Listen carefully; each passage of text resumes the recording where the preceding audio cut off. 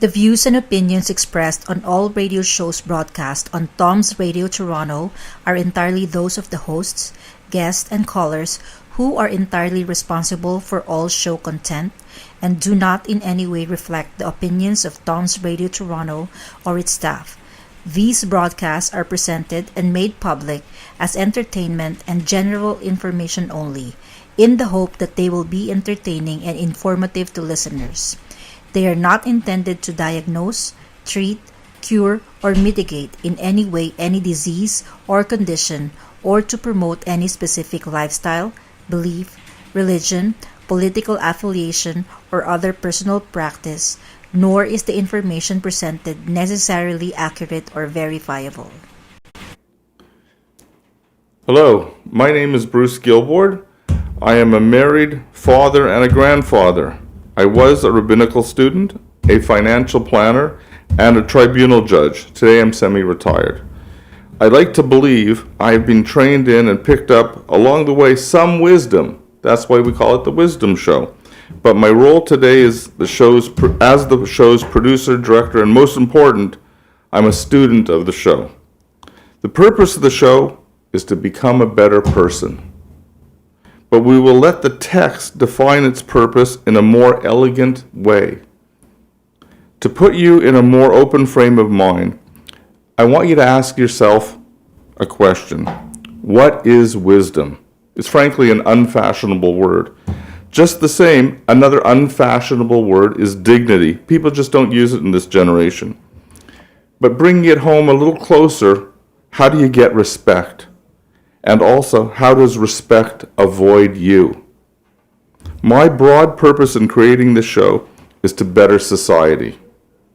My narrow purpose in this show is to better myself. I have a challenge to the audience. I say there's no better book in any language about wisdom than the biblical book of Proverbs. Prove me wrong. Let's figure it out together. Now, there are few people better to help me and you in this task than my friend Gerald Landau. Gerald is capable of introducing himself. Ladies and gentlemen, Gerald Landau. Thank you, Bruce, and thank you for inviting me to be the presenter for the first segment of this Wisdom Show. I'm a married father of 4 children. They range in age from 18 to 25. I work at IBM as my main career, but also I'm a translator of history, of Eastern European Jewish history books from Hebrew and Yiddish into English. You can find me at my website, geraldlandau.com. Okay, better. You can find me at my website at geraldlandau.com. As well, I've studied in rabbinical schools in the past at yeshivas, and I do make time to study Jewish wisdom, the Torah, every day. And that is apparently the purpose of my appearance on the show. We're going to study together the book of Proverbs. With that, let's discuss what the book of Proverbs is, and we'll give a brief introduction. It's a biblical book. Of course, in Hebrew, it's called Mishle. The word Mishle, the word mashal means, literally, it means a parable, a comparison. But it generally means aphorisms, witty statements. It's statements upon life. It's one of the books of the Bible that doesn't speak specifically to the Jewish people, although there are aspects where it might. But it speaks to the world in general, just general wisdom. And to give a better introduction, I'll use the number 3, because it fits into 3 categories of the number 3. The first is, there are 3 wisdom books in the Bible. By the Bible, by the way, I'm referring to what Christians would refer to as the Old Testament. Jews would refer to as the Jewish Bible.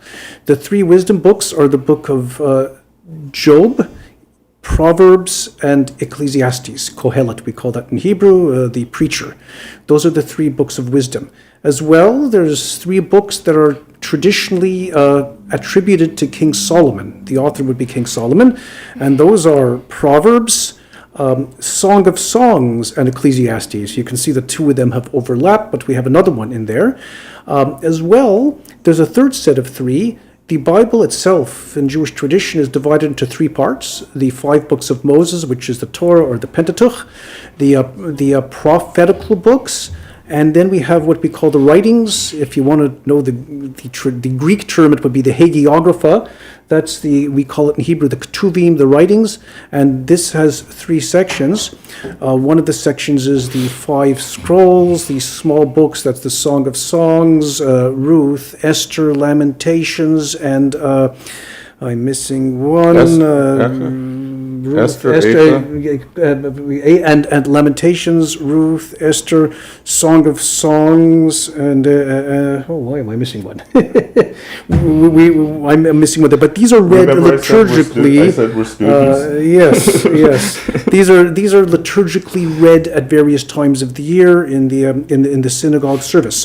The other section are the historical books of later history: Daniel, Ezra, Nehemiah, and the books of Chronicles. And then we have the 3 books of what we call poetry, and these are Psalms, Proverbs, and Job. So we see again an overlap of 2 with some of the other books here. These are the books that are written in poetic style, and actually in the Hebrew text, all of the books of the Bible have what's known as trop or cantillation of it, which is used for chanting purposes, and the cantillation style of these 3 wisdom books is very different than any other book of the Bible.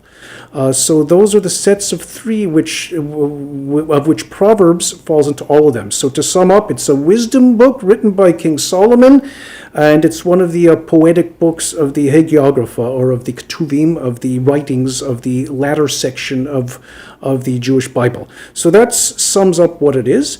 And May I interject? Sure, please. I think there's a slight juicy dimension that you might have omitted.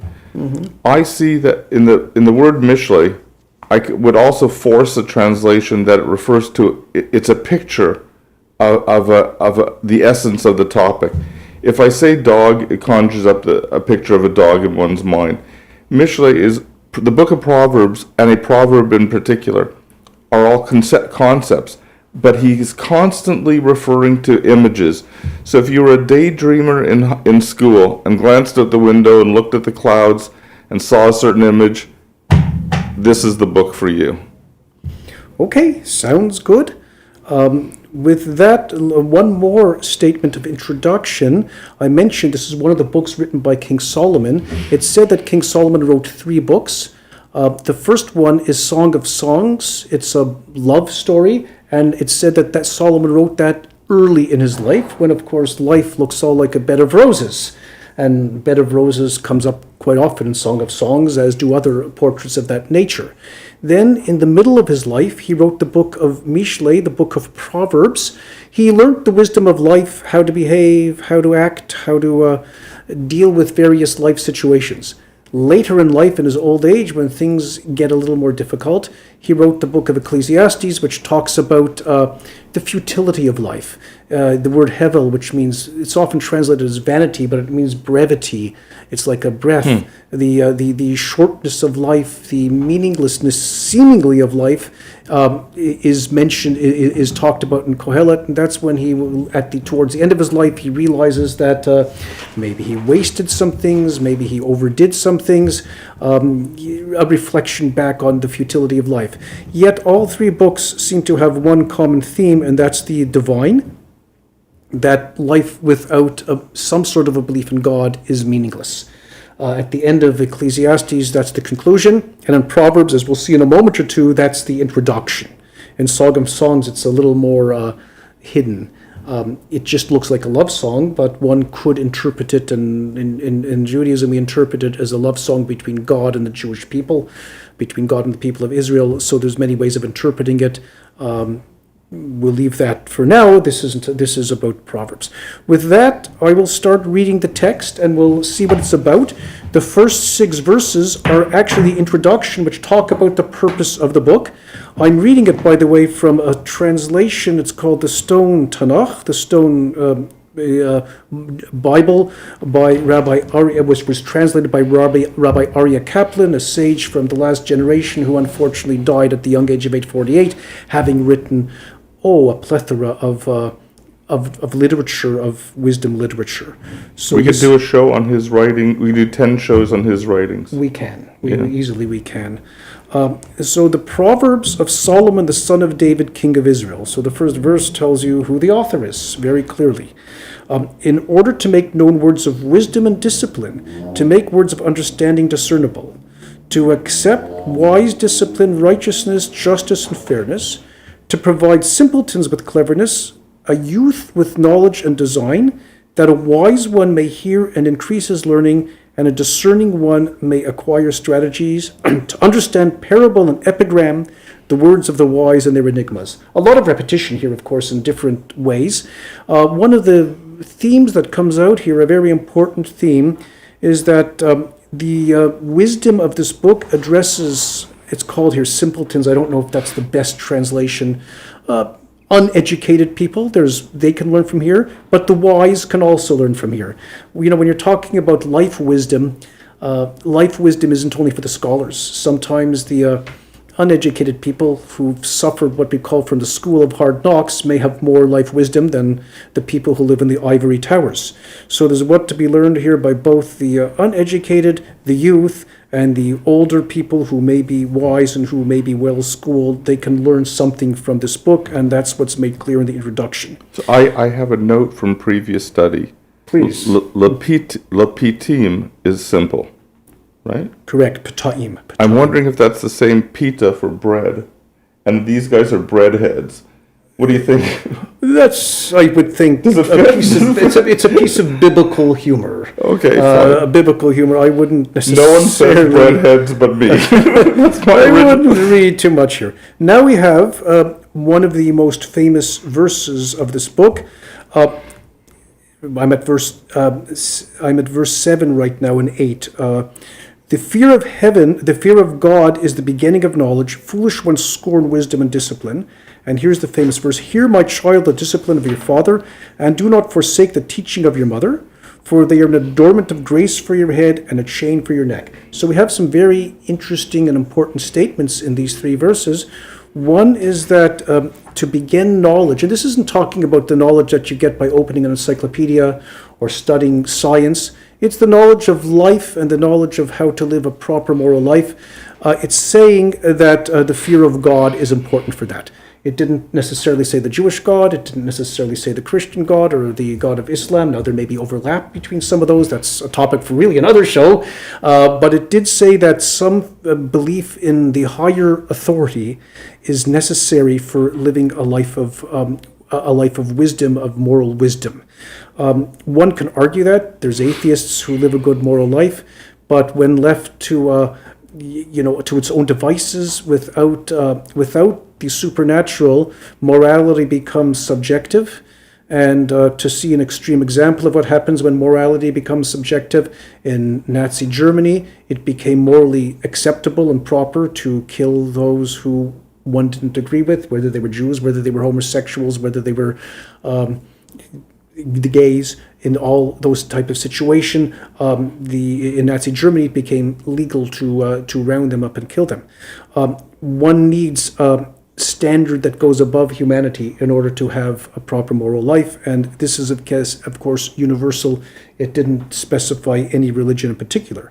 And then in the next verse, it mentions the discipline of your father and the teaching of your mother.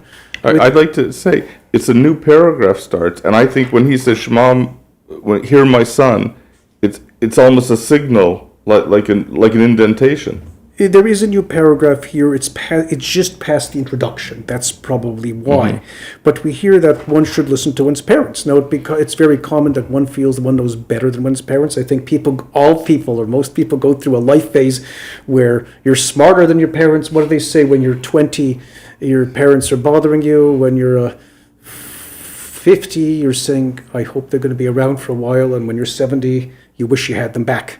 That seems to be the normal way of life. The wisdom of one's parents, the tradition, the wisdom that comes from tradition is important. And within our tradition as well, there's a statement that there's three partners in the creation of a human being: God, the mother, and the father. that's, one's parents, one's biological parents plus God are together responsible for the birth of any human being. And here in these three verses, 7 to 9, we just had reference to all three. That's what you need. That's what wisdom is. Now we're going to get into something very interesting. It's going to start with the wisdom literature, and we're going to see what it starts with, something very fascinating. My child, if sinners seduce you, do not be enticed. If they say, come with us, let us wait in ambush for bloodshed. Let us lurk for an innocent one without cause.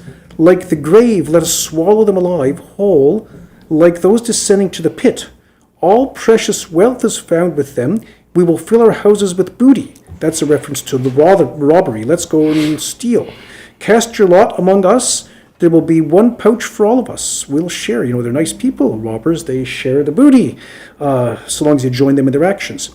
My child, do not walk on the way with them. Withhold your feet from their pathways. For their feet run to evil, and they hasten to spill blood. For the net seems spread out with free bait in the eyes of every winged creature. But they wait in ambush for their blood and lurk for their souls. Such are the ways of all despoilers. They take the souls of the wealth's owners. So what do we see here? That's pretty heavy. It's heavy, but here's the beginning of wisdom. You might think it's going to be something deep. What is King Solomon telling everybody? Don't get involved in murder and don't get involved in theft. Stay away from that. That's really the beginning of wisdom. Live the basic, decent life. Now, most people, hopefully, don't need too much moral lessons to get there, but people do fall into these traps. And of course, both of these are part of the Ten Commandments as well. Do not steal, and do not kill, and of course, do not commit adultery is up there as well. There's a lot of that in the book of a lot of talk about that in the book of Proverbs. So the beginning of wisdom is telling you to stay away from the basest of human foibles. It's like he's starting with the obvious stuff. There's a whole book ahead of him where he's going to get into the subtles. It's with the obvious stuff, but it's with the stuff that if one falls into the trap, it's extremely hard to dig out of it. So, and nobody is immune from it. It's like on Yom Kippur afternoon, within the Jewish religion, in the synagogue service. What you might think is we've spent the whole day fasting. We've now reached very close to God. What do we read in the Torah on Yom Kippur afternoon? Don't sleep with your mother's wife and with your with your father's wife and your mother's wife, and don't commit adultery, and don't commit incest, and don't sacrifice your children to Molech. We read about the basest of sins on Yom Kippur afternoon, because even at the highest times, one can fall pretty low. That's what it's telling you. Now it's going to change track. It's going to get back to praising wisdom, and it's going to personify wisdom as with the female voice, which won't be obvious from the English, but it is obvious from the Hebrew. It's going to personify wisdom. So let's read on. Wisdom sings out in the street. It gives forth its voice in the squares. It cries out at the head of the noisy throngs at the entrances of the gates in the city. It speaks its words. How long, O simpletons, will you love folly? Scoffers covet mockery for themselves, and fools hate knowledge. Return to my reproof. Behold, I will express my spirit to you. I will make my words known to you.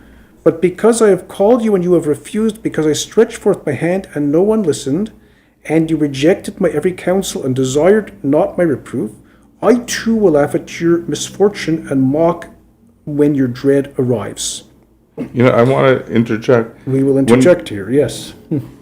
In conversation where you're advancing a strange idea, the mockers stand out, and it's almost like like a salute to foolishness. They're not raised. There's the quiet ones who are listening, and then the mockers who they just announce their foolishness. I think it's saying it a little differently, because what I'm reading here is that wisdom itself is obvious. Wisdom itself is calling out at all places. It's available.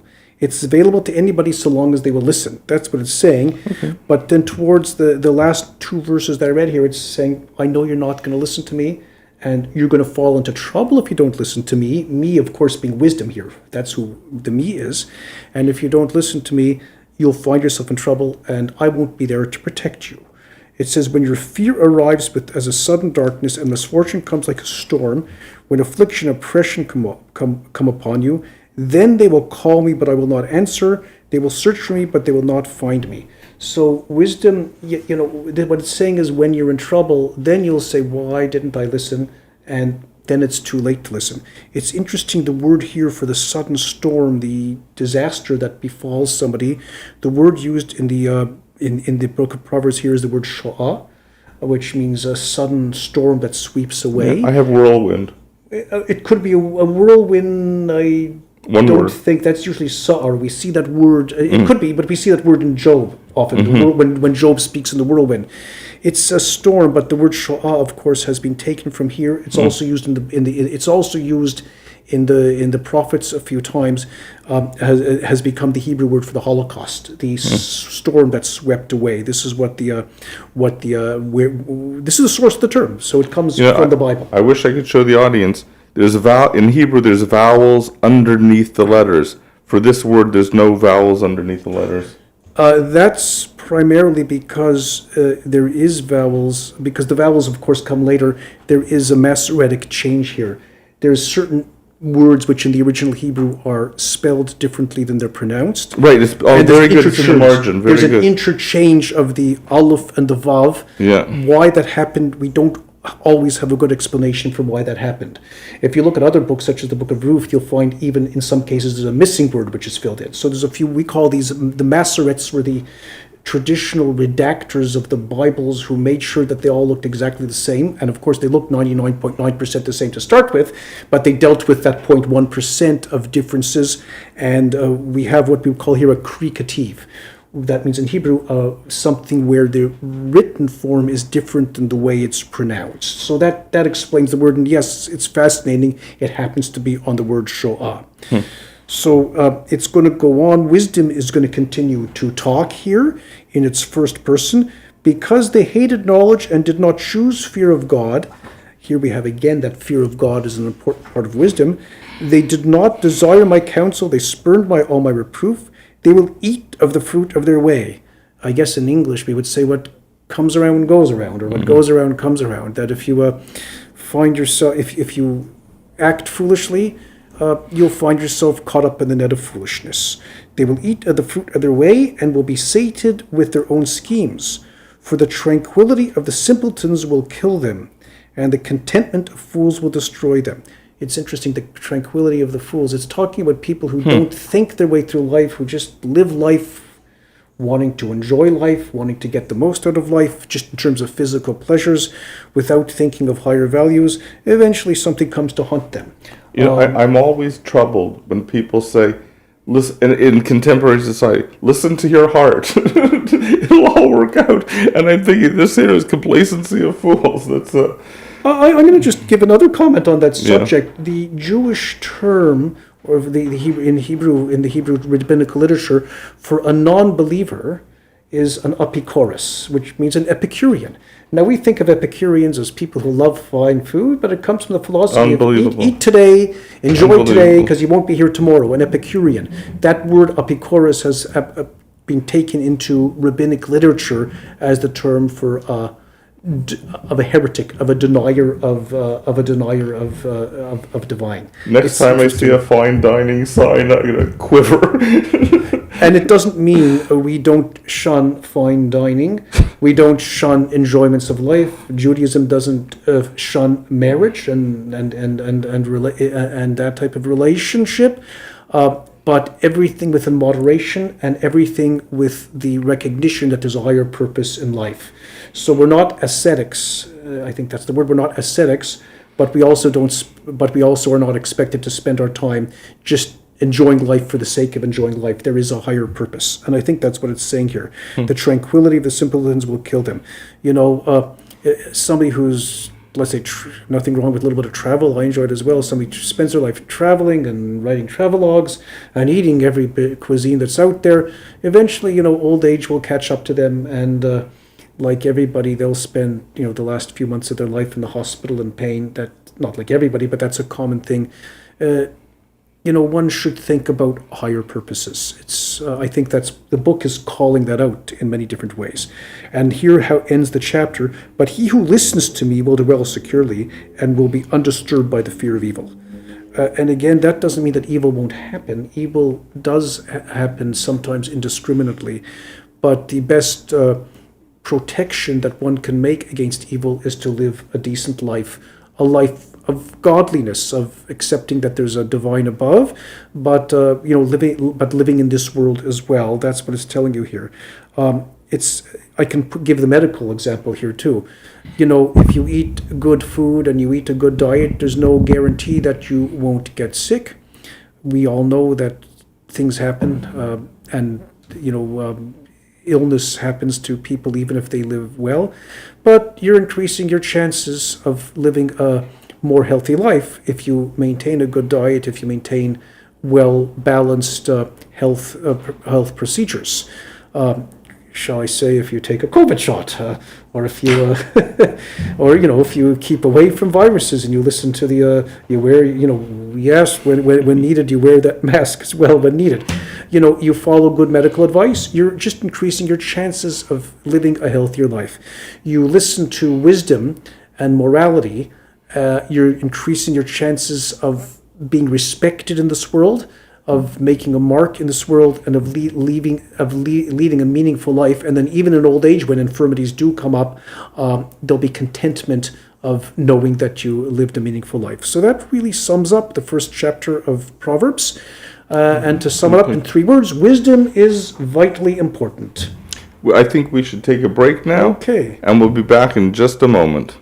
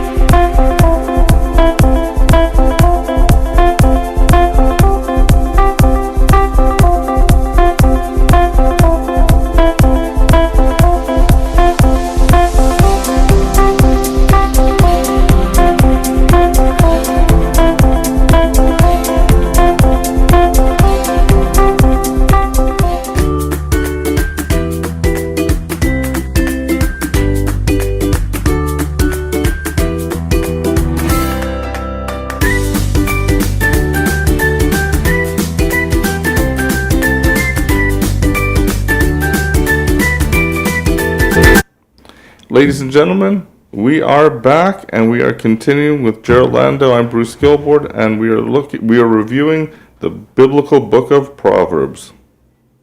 Please, anything else? Okay, so I think I summed up the first chapter, and which sums up the book very well, that wisdom is important. Wisdom is something that comes from, moral wisdom comes from a recognition of the divine, a recognition of that your parents came before you and maybe know a thing or two, and that if you live a foolish life, it may come to haunt you at the end. And of course, stay away from theft, and stay away from robbery, and stay away from murder. Keep away from the cardinal sins. And if you do that, you will likely have a chance to live a life of meaning, a life of the Spirit, a life where you will make a mark in the world, a life where you'll be honored. I should say, from the Pirkei Avot is another wisdom book.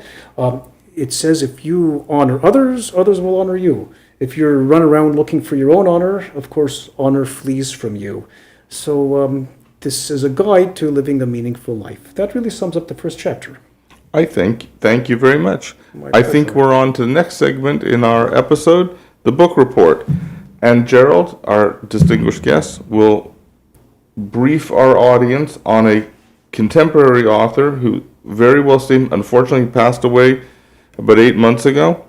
And Gerald, please elaborate on Chief Rabbi Lord Jonathan Sacks. Okay, I'll say a few words about Rabbi Jonathan Sacks. I never met him personally. Unlike his predecessor, Rabbi Jacobovitz, and his successor, Rabbi Mervis, who I have met, the chief rabbi of the United Kingdom, of the British Empire, so I guess that would make him the chief rabbi of Canada if there's such a thing, although I don't believe there is necessarily such a thing. Well respected in the Jewish and in the general public, a friend of Prince Charles, a friend of the royal family, consulted by prime ministers. Unfortunately, With the BBC weekly broadcast?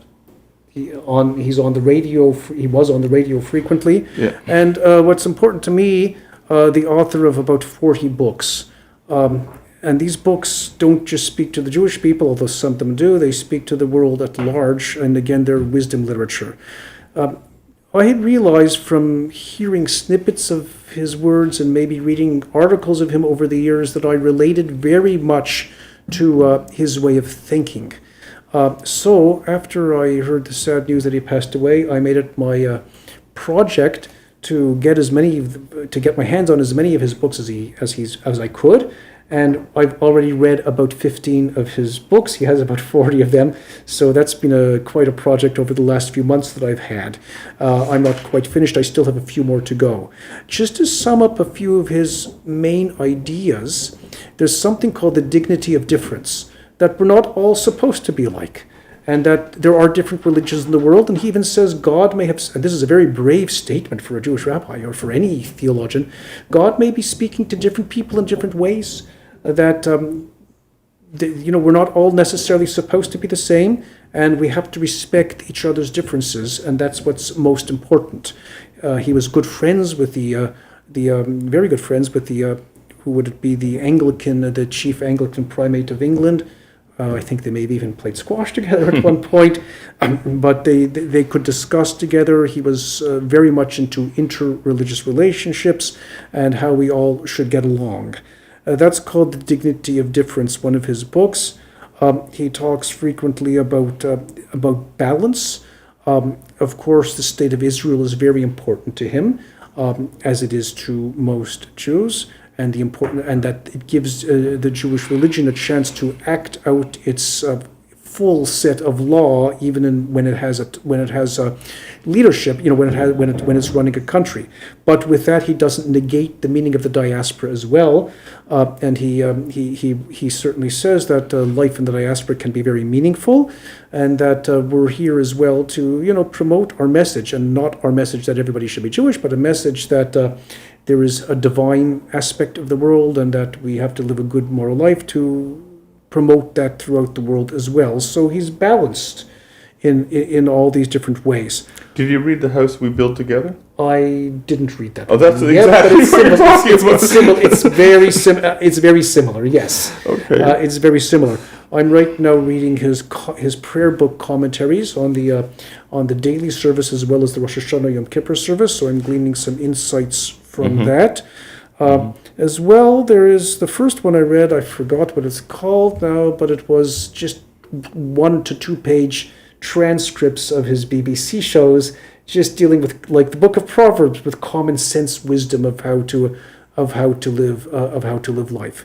He does have a book about looking towards the future, about the challenges that the world faces coming to the next generation. And it seems to be that he feels one of the greatest challenges is the lack of spirituality and the free-for-all in life, which is very common in this generation. And he does express his concerns about that, about the direction of the world there, looking towards the future. So do I. We all do, yes. So I'm looking forward to reading more of his works and hearing more of what he's about. And his books are widely available as well. You can hear, if you just look up Chief Rabbi Sacks, Sacks, you'll find he did a famous TED Talk, a very famous TED Talk, where he talks about, if you want to live a good life, help others. That's really what it comes down to. He actually has another little podcast that talks about why there's evil in the world. We all worry about why, as the question is why bad things happen to good people. Some people say that's a proof against religion, because bad things happen to good people. And the book of Job, of course, which we're not dealing with today, focuses on that significantly. It's a problem that faces people of faith throughout the generations. As they say, a religious person has to deal with that question, the atheist has to deal with why there's so much good in the world. So it goes in the opposite direction. But his answer was unique. Why is there suffering in the world? And his answer is so we can help. It gives us human beings an opportunity to help other people. If nobody was suffering, there'd be nobody to help. If nobody had diseases, there'd be nobody who you can find cures for. And that is his answer, a rather novel, a rather unique answer. Not one that you would, I think, come up with on first thought, but that sums up who he is. Help others, live a good life, help others. We all belong together. The dignity of difference, as I say, these are the mottos of the late Chief Rabbi Lord Jonathan Sacks. Very good, very good. I wanted to ask you a question at the beginning. The memorial. Do you call them memorial books? Yes. Tell me what you found. That's an unusual vocation, hobby, what have you. What can you tell people about what you've discovered? Okay, that's a good topic for now. Now that we've talked about other people's books, I guess we have a little bit of time. We can talk about my books. What have I discovered? First, I should describe what these books are. After the Holocaust, of course, thousands of communities in Eastern Europe, the Jewish communities, were destroyed, and there were survivors. The survivors ended up in Israel, in Canada, United States, in South America, throughout Europe, and they very quickly realized that the best way to memorialize their towns is to write a book on them. And they quickly got together, not just with themselves, but let's say they, in the late 1940s, early 1950s, the Holocaust survivors ended up, let's say, in Israel or the United States. There were older people who had immigrated from these towns to Palestine at the time, or to Canada, United States, already in 1910 and the 1900s, who had history going back from the 1890s. They quickly co-opted those people, and they wrote histories. And these books can span from 100 pages to 800-900 pages. Maybe I should have brought one here today. I didn't. But they cover the history of the town, both formally and with anecdotes. Then it talks about the destruction of the town. There's lists of people. The people who survived memorialize those who were lost. And there's a project underway as well to enumerate all the names in these books, and we're up to the 2 to 3 million mark now, which covers a fair amount of the Holocaust. So these books are about life, Jewish life in Eastern Europe, and as the generation of Holocaust survivors is passing on, they're now, the youngest would be in their 80s at this point, into their 90s. Hopefully they're still here for a while. These books become a primary source of testimony to what once was and what is no longer. So when you read them, they're happy and they're sad and they're difficult and joyous at the same time. So let me ask you a question. Please. I think it's a dumb question, but I want to see where it'll take us. No dumb questions. If they're all more or less agricultural villages from the previous century, aren't the books more or less all the same in content? First of all, they're not all agricultural villages. You've got Warsaw, you've got Minsk, you've got major metropolises, you've got Budapest. These are not agricultural cities. Now, a lot of the towns are tiny agricultural towns. These stories do tend to merge. It talks about the youth movements and the what we call the Enlightenment, of where the methods of education moved away from strictly Talmudic and biblical studies to learning a little bit about the modern world as well, so the modernization. Those type of stories become rather standard, but there's always a different twist. Every town is a little different. The Holocaust stories, again, on a general level are similar, but on personal testimonies are different. Maybe I'll just quote one or two of them. Please. It's interesting. I read in one of the books about a person who lived for 22 months in a potato pit. He was hidden by Gentiles in a potato pit. Can you imagine spending 22 months in a small pit that barely held your body? It was for storage of vegetables? For storage of vegetables. But in the winter? He went through 2 winters like that. And of course, lice were frequent there. But You know what? That's how some people survived. Wow. There's something else I didn't realize. On some of the trains to the death camps, especially not to Auschwitz, to Belzec is one. It's not one of the famous ones. Auschwitz is famous because, ironically, because a lot of people survived because it was also a concentration camp. But Belzec and Sobibor and Treblinka, very few survivors, if any, because the lifespan when you reach there was a few hours. There was maybe 5 survivors from Belzec. Belzec's responsible for 400,000 to 500,000 deaths. Southeastern Poland right now. I was there. I went there a few years ago. But on the trains to Belzec, they knew what was going on. So the younger people would come with scissors in their pocket if they could. And they would, when the train was moving at 50, 60 kilometers an hour, they would cut the wire in the windows and jump. And of course, they'd break their leg in the process, but in many cases, they'd survive. Some people made the round trip 2 or 3 times and did that. And the stories are, from what I've read... They were rearrested. Yes, rearrested. They ended up back in the ghetto. But many of them also, they ended up back in the ghetto and were rearrested. But many of them did survive. And not many, there isn't a lot like that, but there are stories like that. And they tell you the feeling in the train and how the elders were saying, we're old, we can't do it. Go ahead, go jump and go see what you can do. They were encouraging the younger people to go ahead and do that. So those type of stories exist as well. So it's a whole genre of literature. If you're interested in seeing them, I mentioned my website. I'll tell you what it is here. www.geraldlandau. That's GerroldLandau.com.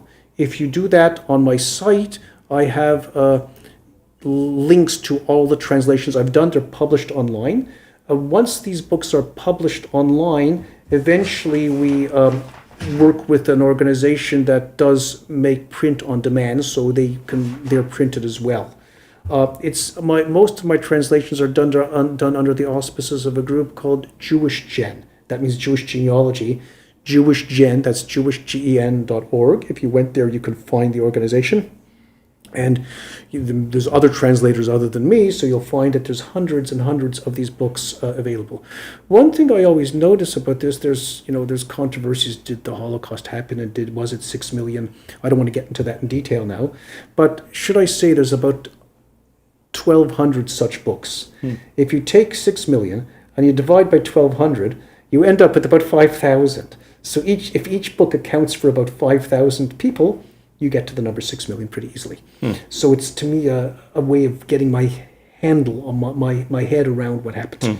It works. And now some of them may only account for 500 people, but then you've got Warsaw and Budapest, which would account for hundreds of thousands. So it averages out. But there is a set of about 1,200 such books. We call them Yizkor books, memorial books. In our Jewish tradition, memory is very important. Yizkor, of course, is the term that we use for the memorial prayer for departed ancestors that we recite on each of the major holidays of the year. And that term has been taken over for this genre of literature. So that's just a little bit of an overview of the type of work that I do, again, as my second career. My first career is IBM. My second career is translating history. I regard myself as somebody who preserves the memory of the past. So it's a question. Sure, and please. I hate to ask the question. Have you found other cultures more contemporary, like the Vietnamese community, Cambodian community, with a similar project in their communities? I'll be honest, and I haven't looked that closely. I think we probably do better than most on that subject, and maybe others can learn from us, but I can tell you, I've translated, I translate from Hebrew and Yiddish to English.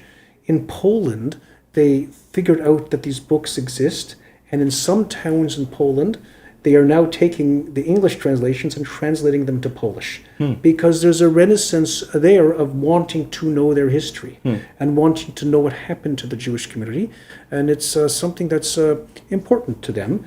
And Zagier's Dembits are 2 books which have now been translated into Polish. There's many others. Those are the names of the towns? The names of the towns, and the younger generation of Poles, and again in Eastern Europe this is pretty common, are waking up or want to learn about this important part of their heritage. It doesn't mean it was all smooth. one has to admit that there may have been problems between our peoples in the past, and then one has to work to get over them and work to, again, this fits into all the topics we discussed today, like having sex and the dignity of difference. We all are in the world together, and we learn how to overcome the past and how to get along with each other, and that's really what's important. And I'm proud to have visited Poland 3 times and to have visited the Czech Republic and Romania and Moldova, where one of my grandmothers comes from, and see the places that I write about and see the places where my grandparents came from, to meet the locals. And it's just important to, to spread our goodwill around and to memorialize the past and to look towards the future. So what was the deepest, most profound place or incident or on your travels?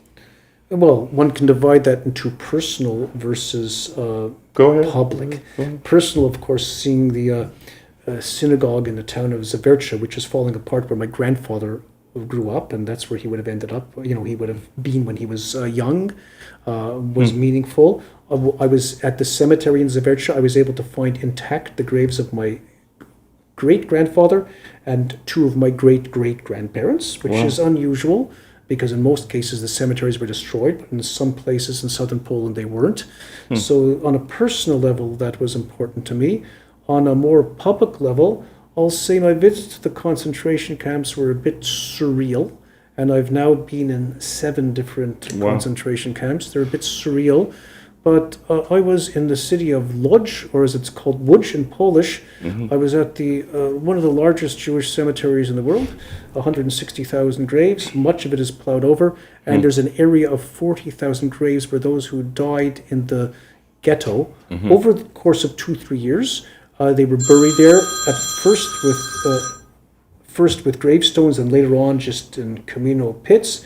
And I was standing in this huge, empty field, knowing that 40,000 people were buried there, of Holocaust victims who died just of general starvation and general malice during the years. And I did quick math. I took the 6 million, I 40,000 in. I realized I was looking at about over half of 1%, close to 1% of the Holocaust victims were lying there buried in front of me. So that was probably the most profound thing that hit me in my travels. Of course, it's not just graves. I like to visit the old synagogues and the synagogues that are still in full splendor, such as in Budapest and in Bucharest. You will still see standing synagogues that are functioning with very ornate beauty there. So that was part of part of the experience as well. You mentioned Lodz, and I hear from people Toronto is a lodger town. A lot of lodgers came to Toronto. Have you found anything like that? That Toronto, where we are, is so to speak dominated by any particular village? Less so, but there is a synagogue called the Lodger Synagogue, which may be why you know that. Yeah. I've found that as well. There's in Krakow also, I've heard. Krakow, yes, southern Poland, but also Staszów, and there's a synagogue by that name as well. The synagogues in those days named themselves after the towns, but it's a mixed bag. But yes, Toronto is the Jewish community, the origins of it are highly Polish, as opposed to my hometown of Ottawa, where it's more Russian-Lithuanian. So you see those differences reflected. Of course, as time goes on, everything blends together. And we now have a large contingent of Sephardim, of Jews from North Africa here as well, especially in Montreal. So we fit in to wherever we end up. That's the era that the grandparents arrived and settled. Correct. That seems to set the tone of the town. We've got time to fill. That's right. The amateur that I am says, "Be honest and tell." Maybe we should have done 2 chapters. What do you think is the best use of our time? What do you think is the best use? Ladies and gentlemen, let's have a break now. Okay, I'm going to give you the best use. I'm going to go back to Proverbs. No, he's signaling us. He's signaling us. We're having a break. We're taking a break now, and we'll be back. Okay. Yeah.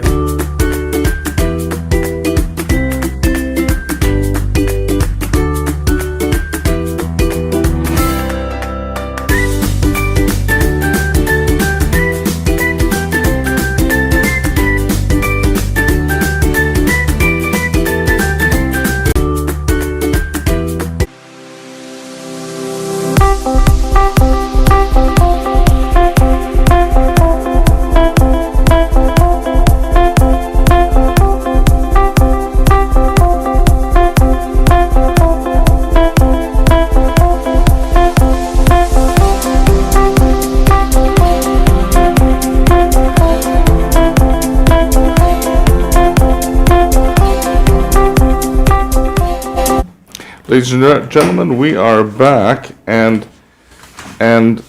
surprisingly, with our 10 minutes of time to fill, we're going to go to the end of the book of Proverbs, and Gerald will bring it to light. Okay, thank you. We'll just do a quick conclusion here. You can sometimes judge a book by its cover, sometimes by its beginning and end, and of course this doesn't mean that we won't go through the chapter 31 in detail when the time comes. But here it says the words of King Lemuel with how he was corrected by his mother. So we see here, we learned in the beginning about that you listen to your mother. Here we see his mother was giving him some reproof, and he says, "What is it, my son? What are you doing wrong with the child of my womb? And what going on?" He's asking him, why did you go off the path? And why did you give your strength to woman? Of course, King Solomon in his older age, if you read in the Bible, he did have lots and lots and lots of wives who did lead him astray. So they say that this is his mother who was reproving him. Of course, the name here is a pseudonym. It's Lemuel. It may be a pseudonym for Solomon. But later in this chapter, we have the conclusion of the book of Proverbs, which it's now Friday afternoon, so within a few hours the Sabbath is going to come, and as we gather at the Sabbath table and we make Kiddush with wine, and then and we make the blessing on the bread, we also sing the last half chapter of Proverbs, Eshet Chayil, the woman of valor. So the last... We're going to go out on song. Yes, well, I'm not going to sing it. Well, Eshet Chayil means, that's how it's sung, but the last bit of this book we sing on Friday night, and it talks about the woman of valor who can find her prices far above rubies, and it goes on praising the woman who runs the household. It says she knows how to run a business, that her lamp doesn't go off at night, she tends to her husband, she tends to her children, and her children then will come and praise her, and her husband will praise her as well. Many have done well. It says beauty is deceitful because, of course, in old age, objective physical beauty dwindles in old age. But a woman that feareth God, that she will be praised. So give her the fruits of her hand, and let her works praise her in the gates. So it's an ode to the woman of the household, who isn't just a woman of the household. She's a working woman, a businesswoman. You can see from here. She's a career woman. She's a career woman who also runs her household and who is really, what do we call it, a jack of all trades, a multitasker. We see it here. And this Eshet Chayil, as we call it, the woman of valor, has been adopted into our Friday night ceremonies, sort of thanking the wife who probably prepared the Sabbath meal, but in general praising the what we call it here, the ideal wife. Of course, Midrash, which is Jewish lore and or deeper understanding, but more allegorical understanding, may regard this as a praise of the Jewish people as well, who is considered the wife of God. But that's, let's say, somewhat more of an esoteric thought, and some people say that's why we sing it on Friday night. But we started with that you should listen to your mother. And father. Very nice. We ended here at the beginning of the chapter with the mother is reproving the son and saying, why are you acting this way? Why are you going off this path? And then we end with a praise of the woman of valor, of the wife, the mother, the career woman who is really holding down the household. That's how the book of Proverbs ends. And I'll read the last one again. Give her the fruits of her hands, and let her works praise her in her gates. That means people are praised because of the good deeds they do, because of the legacy they leave. That's how the book ends. Very nice. I love the book ends. Very nice. Correct. Okay, let me get to my notes. Okay. On the book report, which I neglected to introduce, in the future we will have wise contemporary authors. We will have. I just want to say one thing about the book report. I ad hoc that you didn't tell me I was going to do it. Really? So I hope I did a good enough job on it. Fire me. There's more where that came from. Yes. Okay. We in the future will show we'll interview wise contemporary authors, which there are, thank God, there are plenty. We will look at wise movie reviews. I don't know where we'll go with that, and other wise YouTube and podcast shows. We hope you return next week for episode 2, chapter 2, the book of Proverbs. Future episodes will have more as I said, book reports, interviews, and other superbly wise people. We're working on interviewing some old timers who can bring serious past life experiences to the table, but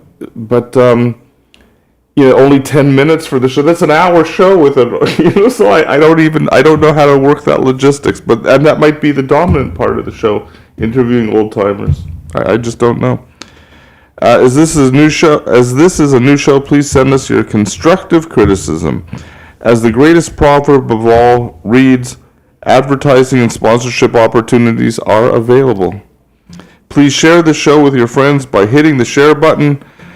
For me, Bruce Gilboard, this has been a thrilling hour, and I mean that as much as I typed it up, it really has been thrilling. For our guest, Joe Orlando, thank you. Ladies and gentlemen, good afternoon, good Shabbos, and have a good week.